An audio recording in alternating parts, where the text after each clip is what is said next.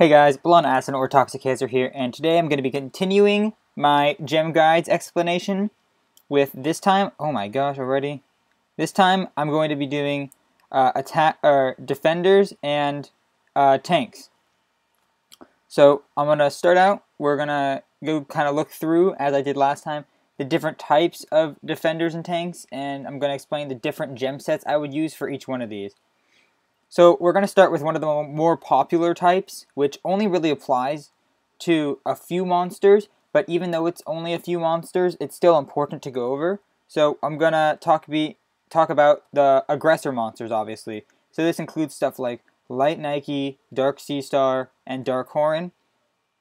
So actually, the way that I would gem these is very different than most monsters. For example, the reason that I would go, okay, so I'm gonna start off by saying I would go intuition set with a crit rate gem and 2 of the whatever stats of aggression. For example, since Sea Star is a defense aggressor, I go 2 defense gems and 1 crit rate gem. And the reason I do this for dark monsters is because they have a base crit damage of 100%. That means that if they crit, they don't need any extra crit damage. It's already going to do a lot of extra damage. Whereas for any other types of monsters, for example, my Light Nike, I think it's more preferable to go just triple defense gems, as you can see here. And yes, I know that 2 of those are 5-star gems, but look at the resistance on those. 34% and 28%. Those are ridiculous gems. Anyways. So yeah, that's how I would gem aggressors. Basically, anything that's not dark, you want to gem with just 3 types of that type of gem.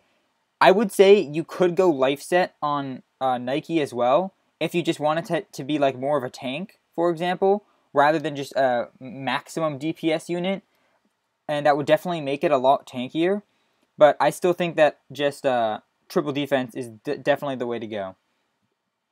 Next thing we're going to be talking about is what I'm going to be calling pseudo damage defenders and tanks. Now, what do I mean by this? I'm going to be talking about monsters such as Woodbeth, such as, for example, Wood Leo, Wood Valkyrie, monsters such as like let's see who else I have here. Even possibly a Granitus, right? When I talk about these monsters, what I'm talking about is monsters that in some cases you want them to do damage. Now, a lot of this is highly specific for where you're taking these monsters. For example, if you're only using Granitus as a lead for B9 or something like that, then I would say that going with a standard HP defense on protection set is more than sufficient.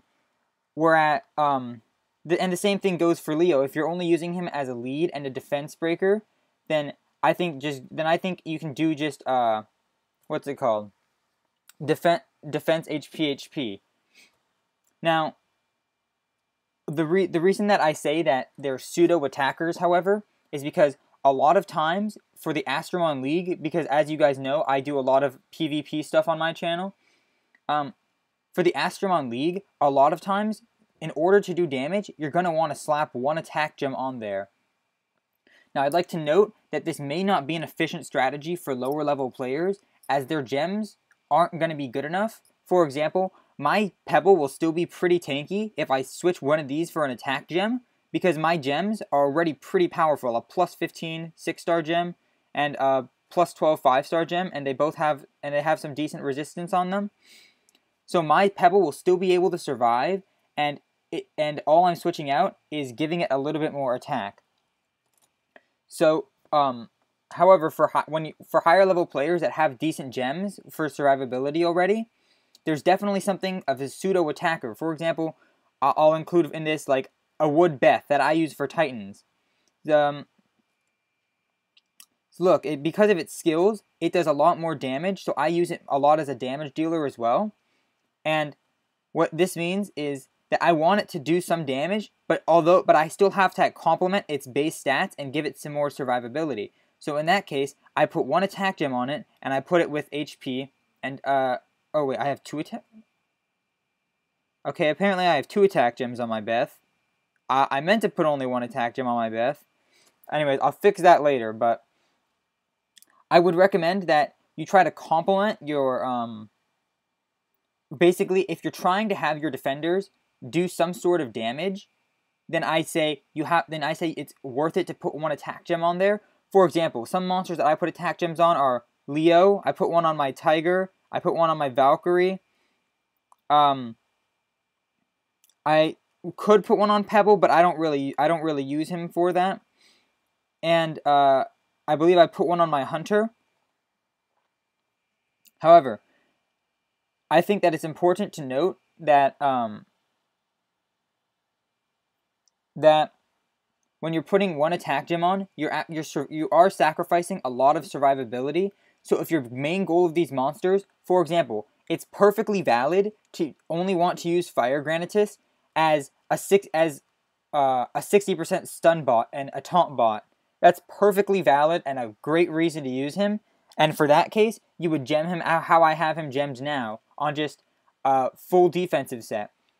Now that we've established discretion between these types of monsters, for example, defenders and tanks that want to do damage versus defenders and tanks that don't want to do damage, I'm going to explain how to decide which gems and which sets to use.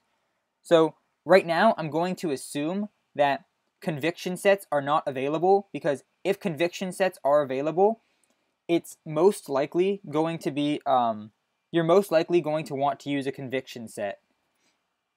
Just because resistance is so important, unless you have really, really good resistance subs, obviously. Now, going past that note, I think it's important to realize that the defenders have increased defense and decreased HP, and I'm talking compared to balanced monsters, while the tanks have increased HP and reduced defense compared to the other, when compared to the balanced monsters. Now, why this is important is because we want to try to create some sort of balance between this. For example, and this is due to, once again, going back to my attacking gem guides video, the effective HP model. And what this means is, if I slapped on two defense gems onto my Granitus, it might hit like 8,000 or not even 9,000 defense, but it doesn't have very much HP. And that goes along the same line of reasoning why Nike isn't like that insanely tanky of a unit when compared to something like a Water Nightmare or even a Granitus. It's simply not as tanky for the sole reason that it stacks so much defense that the defense actually stops reducing the damage that is taken in by the Nike. So in order to complement this, for defenders, we put on one defense gem and we put on 2 HP gems, because eventually HP is just going to be far superior towards than the defense. So we want to stick one defense gem on a protection set to just get up to a solid amount of defense, and then we want to just maximize our HP with the other 2 gems. Now the opposite goes for tank. For tanks, we're going to want to, not this tank. I don't actually think I have, do I? I don't think I have any tanks that actually, I guess, okay, fair enough, but I'm talking about them next. Anyways, I'll just explain the same logic for tanks. The tanks logic is, if we're pretending that Granitus is a tank for now, because I don't actually have any tanks that I readily use that I can remember of, it's just going to be the opposite. Since they have lower base defense, you're going to have to give it more defense gems to get up to that point where defense stops being efficient to put on. So what that means is we're going to put on 2 defense gems rather than 1 to get to that higher point of defense, and we're going to put on 1 HP gem on most likely a life set. Unless this can be contradicted, however, and you might want to put on a protection set if your monster has an incredibly low base defense. And what I mean by this is, if we go to the Astro Guide and we go to all, we can check, for example, we'll just say we'll use Nat4 as an example. Neza has a 738 base defense. I actually haven't looked into these units that much. Now, if we can find another tank, for example, no. Oh, not the Medusa. Oh my gosh. Where can I find another tank? Man, I should have prepared more for this video. It's okay, though. I hope you guys don't mind. Okay, for example, Sura. Sura has 825 defense, right? Or Sura has 825 defense, while the Neza has 738. That's a very vast difference. And while Neza might make up for it in other stats, because I already knew that Neza didn't really have that great of a base defense, so that's why I chose her as an example to start. But Neza is a case where it's perfectly valid. I'm not saying it's preferable as I haven't tested it out yet, but it's definitely, you can definitely make a valid case to use a protection set on Neza. So basically to recap that category on defenders that you only want for utility and not for damage, I would run HP defense on protection, and for tanks that you only want as utilities, I would run HP defense on life set most likely. Although protection set can be included, and if you want them to do pseudo damage, I would say once again attack defense HP, just like in the attackers video that I pointed out, where that can be a great case for utility attackers. It can also be a great case for pseudo attackers that you're going to want as tanks and such. Now moving on to the last type of monster. This is the easiest type of monster to discern. It's simply the crit rate defenders and tanks. So basically, you're obviously going to want to use, since most of the tanks and the defenders that run crit rate, they have a utility skill based on their crit. It's most likely always going to be efficient to run crit rate, defense, and HP on an intuition set for the utility and survivability that is gained by the sets and the gem choice. So basically, you're always going to be able to get off your utility. So it basically turns into, for example, with Wood Wild Fang, a 100% petrified chance. However, you're also keeping her alive long enough, and because her main goal is 100% like not really to do damage. And with the crit rate, I consider a crit rate gem to kind of count as a damage dealing thing, because obviously when you crit you do more damage. So it gives her a little bit of damage, but it's definitely not worth using an attack gem to sacrifice all that survivability, because running one tank gem is definitely not going to be sufficient for a monster like her.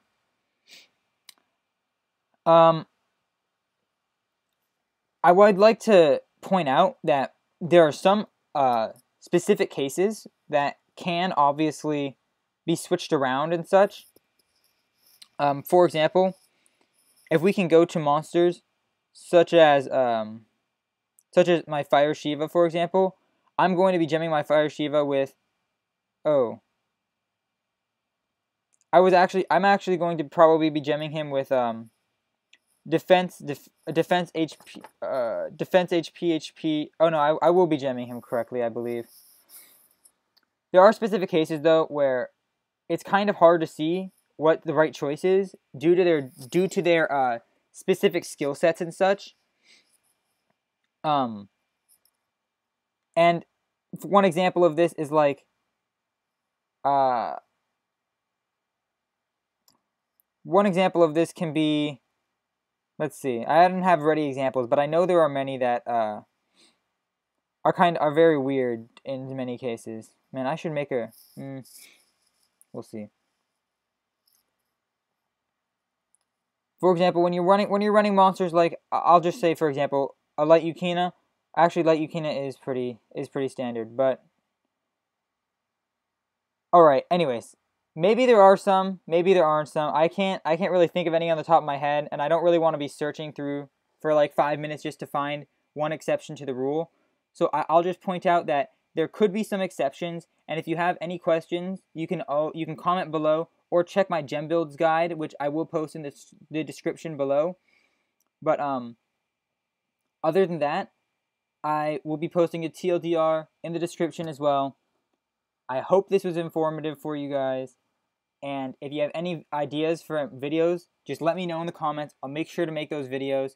I know there were some comments asking to see my monster box and my choice on gems and stuff. That will be coming out soon. I'm waiting to be able to do something to combine two videos into one kind of.